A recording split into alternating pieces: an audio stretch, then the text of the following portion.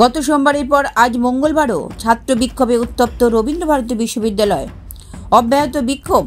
এদিন সকাল থেকেই জোড়াসাঁকো রবীন্দ্রভারতী বিশ্ববিদ্যালয় ক্যাম্পাসের ভিতর ঢুকে বিক্ষোভে সামিল হন একদল পড়ুয়া।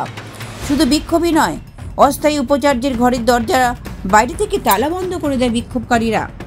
তালাবন্ধ সেই ঘরের সামনে বসেই চলে বিক্ষোভ অবস্থান কর্মসূচি। অস্থায়ী উপাচার্য শুভ্রকমল মুখোপাধ্যায় নিজের মতো করে বিশ্ববিদ্যালয় পরিচালনা করছেন। পড়ুয়াদের সঙ্গে দুর্ব্যবহার করা হচ্ছে, এমনই অভিযোগ আরও একবার তুলে বিক্ষোভ পড়ুয়াদের।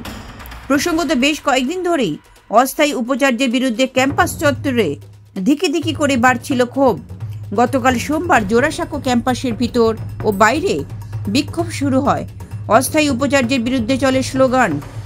গতকাল অস্থায়ী উপাচার্য শুভ্রকমল মুখোপাধ্যায় ক্যাম্পাসে এসে কাজে যোগ দিয়েছিলেন, কিন্তু এদিন তিনি ক্যাম্পাসে পৌঁছানোর আগেই বিক্ষোভ শুরু হয়ে যায়। স্লোগানে মুখরিত হয়ে যায় ক্যাম্পাস চত্বর। ব্যুরো রিপোর্ট, লটারি সংবাদ।